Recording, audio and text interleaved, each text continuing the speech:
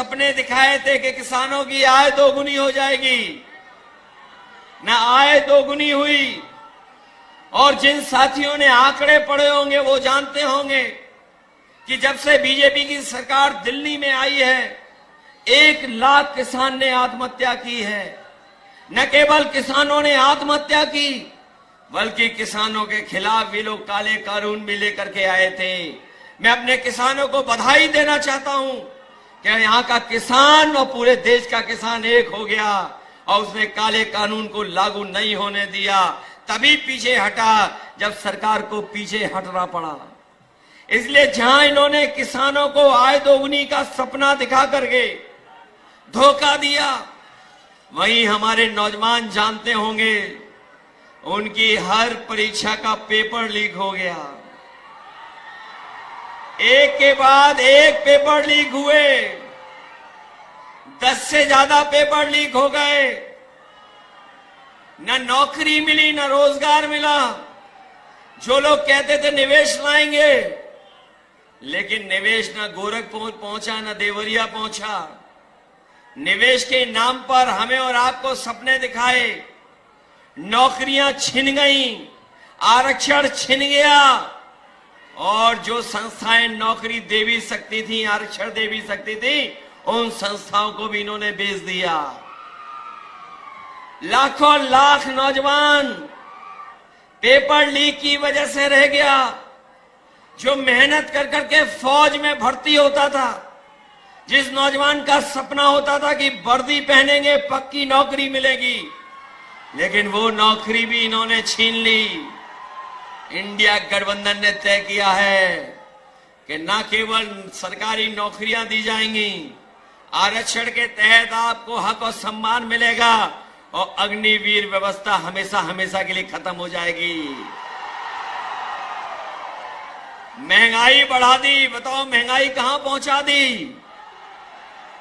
जो चीजें महंगी हुई वो हम और आप जानते हैं। चाहे जो भी जरूरत की चीज हो सब महंगी हो गई।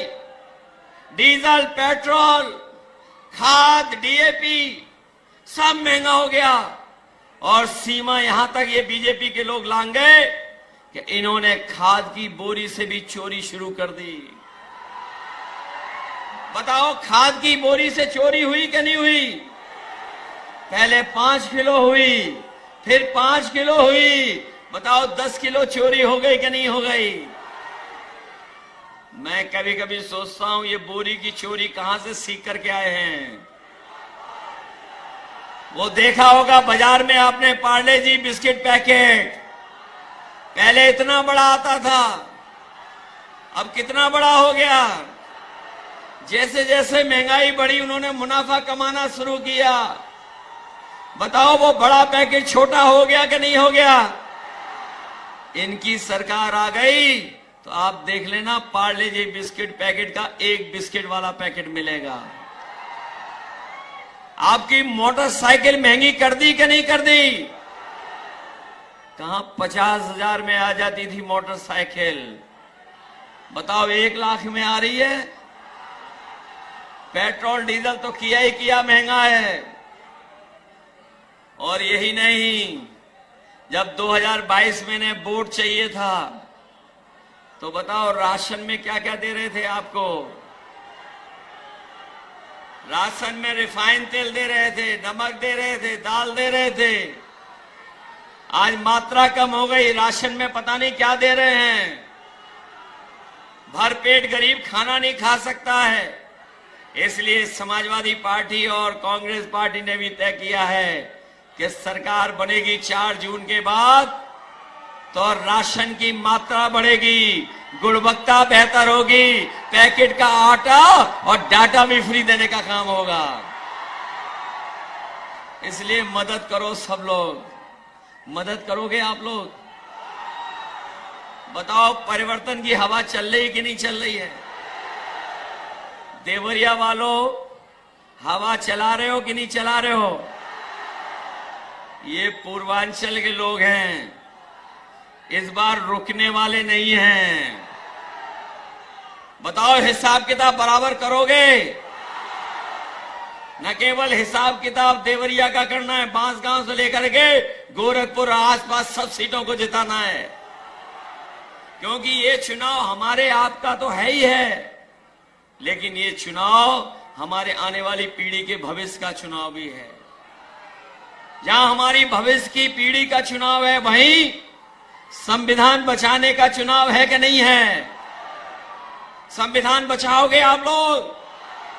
ये संविधान वही है जो हमें आपको सम्मान दिलाता है, हमें आपको हक दिलाता, अधिकार दिलाता है। यही संविधान हमारी संजीवनी है। मैं अपनी बात को कहता हुआ खत्म करता हूं कि रोटी, कपड़ा और मकान, लेकिन सबसे पहले हमें बचाना है संविधान। इसलिए मदद करिए। मुझे पूरा भरोसा है कि इस बार सदल प्रसाद जी ऐतिहासिक वोटों से जीत करके जाएंगे। जिताओगे आप लोग? ऐसा तो नहीं है बूथ पे जाने के लिए घबरा जाओ आप लोग। बीजेपी वाले रोके तो रुक तो नहीं जाओगे? एक क्रांतिकारी धरती वाले लोग हैं, ये रुकने वाले नहीं हैं। ये आपको डराएं तो डरोगे तो नहीं? ये कुछ लालच दें बूथ के दिन तो कुछ करोगे तो नहीं? ये घालमेल करें तो बच के रहोगे? तो इसलिए बूथ पर तैयारी कर करके वोट डालना। 4 तारीख ये बीजेपी वाले अच्छे दिन तो लाए नहीं, लेकिन 4 तारीख को खुशियों के दिन आएंगे, और खुशियों के दिन हमारे आपके तो आएंगे ही आएंगे।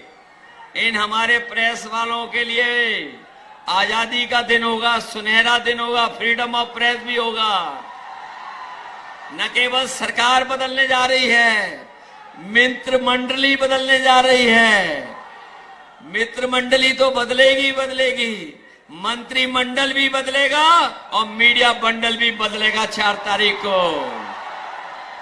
जो सुनाते रहे मन की बात, अब होगी संविधान की बात। इन्हीं शब्दों के साथ आप सबका बहुत बहुत धन्यवाद और बहुत बहुत